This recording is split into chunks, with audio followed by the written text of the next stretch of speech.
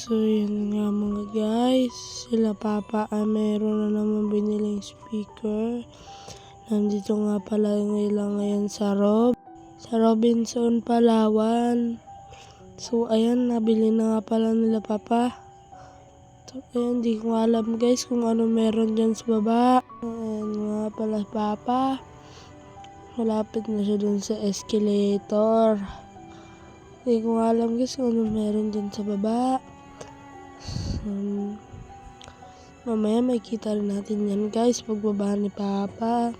So ayan nga, nabili na nila Papa yung speaker. Maliit lang nga po pala yan, pero mahal. So ayan, dito nga pala sila Papa sa swag. Dito nga pala sila para kumain. Yan nga pala guys yung loob ng swag. So ayan nga pala yung maraming mga pagkain dyan guys.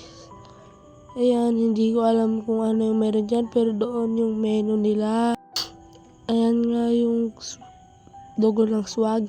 So ayan, marami silang yung mga accessories guys, marami sila nun.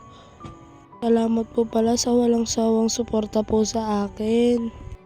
Ayan nga mga guys. So nga pala, papunta nga pala kami sa PM. So doon nga pala kami maliligo.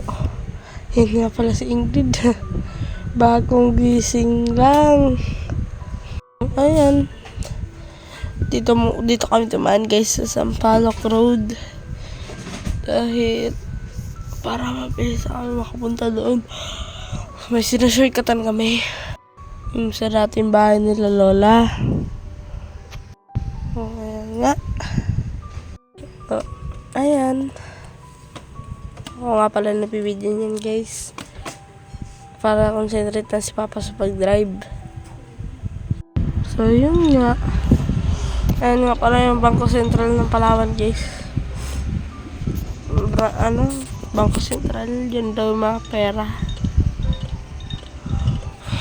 Pera na Diyan daw po mga nakalagay pera. So ayan, dito nga guys, punta pa lang kami ng New Market. Dito pa rin yan sa Sampaloc Road.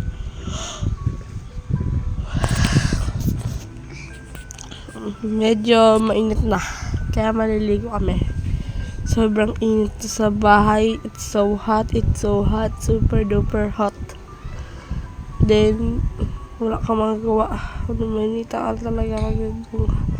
So ayan nga, dito na kami. Papunta na kami sa Lola ko. Kita nyo naman guys kung gano'ng kabis yung takbo namin. Sa 40 pa lang. Dahil nga ayaw namin mag-usasan.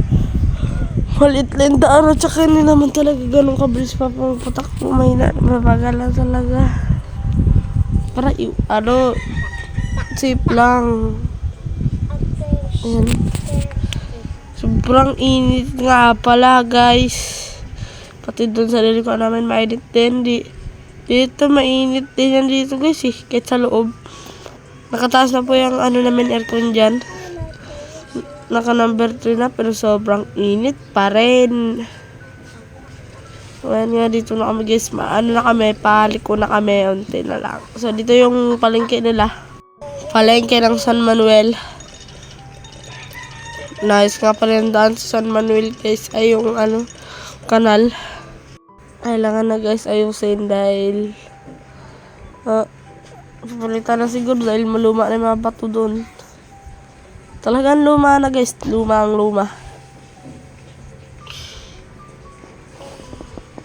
Tandaan dyan si Pakpak. Ayun guys, ang bagal na takbo namin dyan guys. Hindi ko alam ba't nabagal na. Thank you guys sa mga nag-share ng video ko. Thank you sa inyo, sa mga follower ko, sa mga nanonood. Thank you everyone sa panonood. Walang sawang suporta sa akin. Malapit na po ako magka-bonus. Konting tiis na lang, magkaka-bonus na rin ako.